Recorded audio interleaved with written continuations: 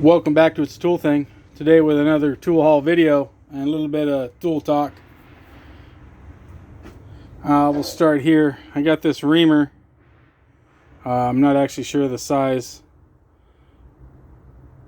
on it.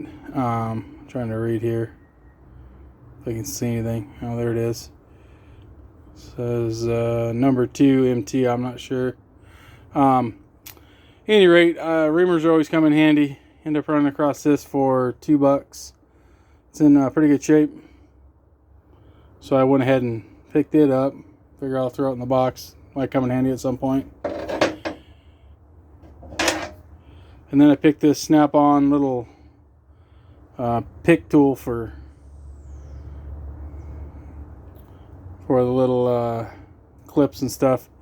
Snap-on part number is ASG 185B. Not sure if you can read that. It's not trying to cooperate.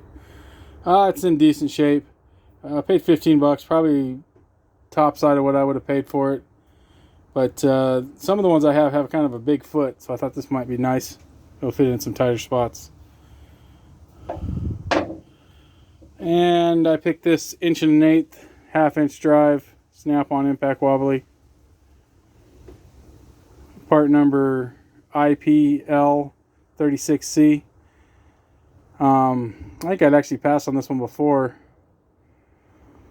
and then I was looking at it and I thought I couldn't remember having one in the shop truck, so I went ahead and bought it. I got a good price on it, but I actually already have one in the shop truck. I knew I already had one in the shop. In fact, I got that 1 1/8" warranted out in the shop.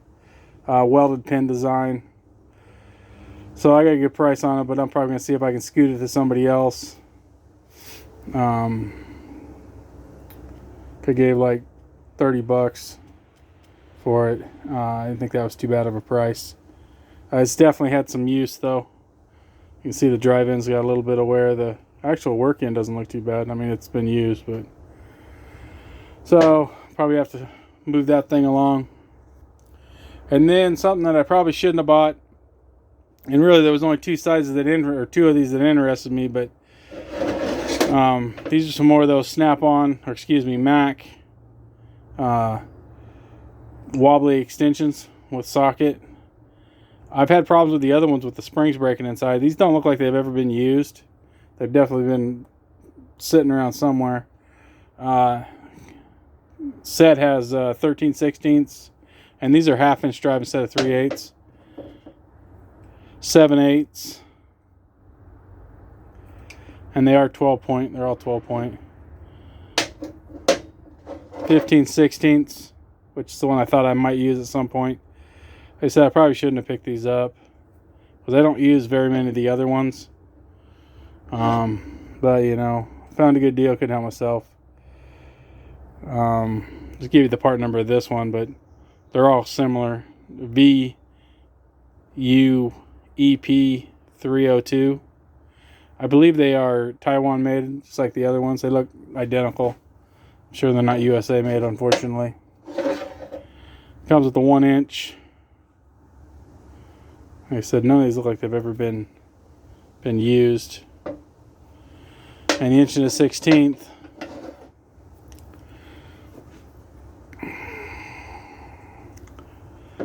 I wish the set had the 1 1/8", but they actually stopped at 1 1/16 for some reason, because I could see using that. But the other one I thought would actually come in handy is this one here. That's just the adapter one, 1/2 inch to 1/2 inch drive with a wobbly end. Thought that might come in handy.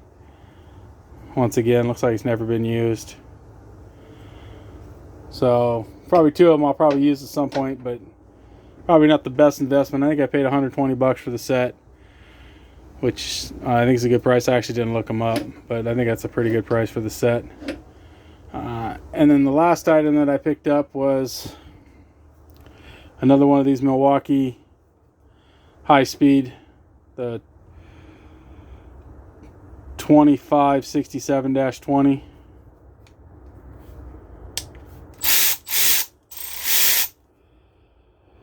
It seems to work pretty good.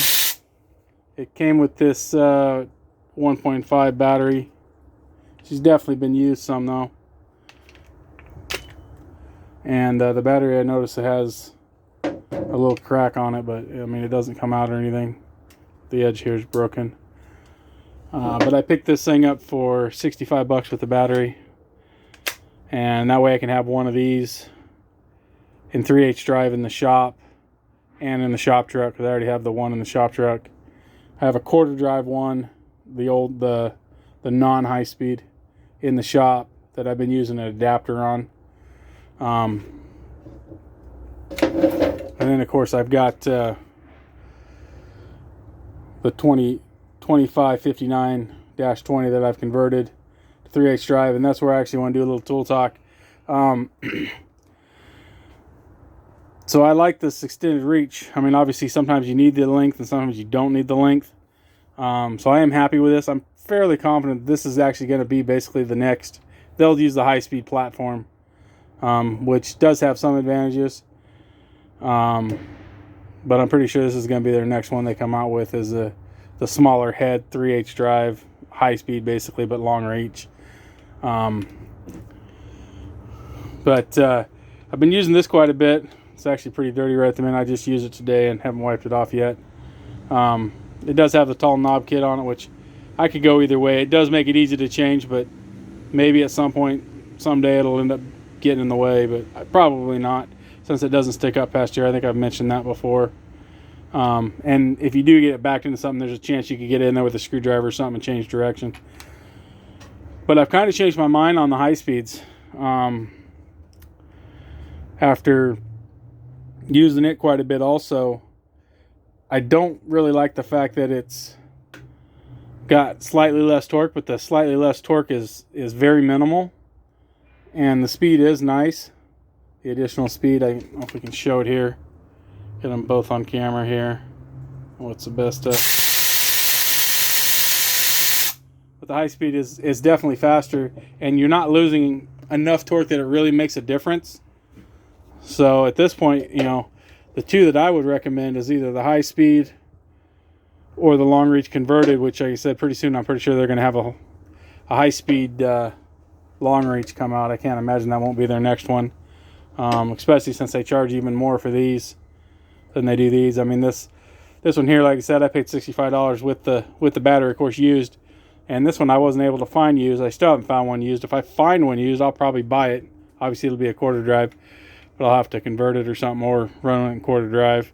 But I couldn't find one of these. I've been looking for quite some time, and this one here, I'm probably pushing $250 or so after you buy the tool and the high-speed kit. Probably $250, $275, something like that. I don't know the exact number. Can't remember what these went for. If it was $229, or I think it was $229 plus the $35 high-speed kit. The tall knob kit, I should say, for the high speeds that I modified, which was an easy thing to do. I know I've got a video if you want to check in my previous thing on me swapping that thing over. It's more of a tutorial. I didn't actually do it on camera. I'm working in sketchy situations here, as usual. But as far as these high speeds go, I'm actually really liking it. I like the fact I don't have to have an adapter. And like I said, the speed is fine. It still doesn't break stuff loose, but once it gets going, it seems to do okay. So at this point, I'm actually kind of got a recommendation going for the high speed. I really do like that that Matco 16 volt 1/4 drive I had. It actually has a pretty good gumption. Unfortunately, one of the guys at the shop saw it and said he wanted it, so I passed it on to him for what I paid for it. Actually, I sold it for $1 less than I paid for it, because I'm that good of a salesman. But what do you think? Is the high speed the way to go? Are they going to make a long reach? I can't see they won't. And what do you think of these extensions? Wobbly extensions. Was that a good buy? Or did I make a poor mistake? I already know I made a poor mistake on this one, since I already have one. Thank you for watching. Please like and subscribe. And as always, have a great day.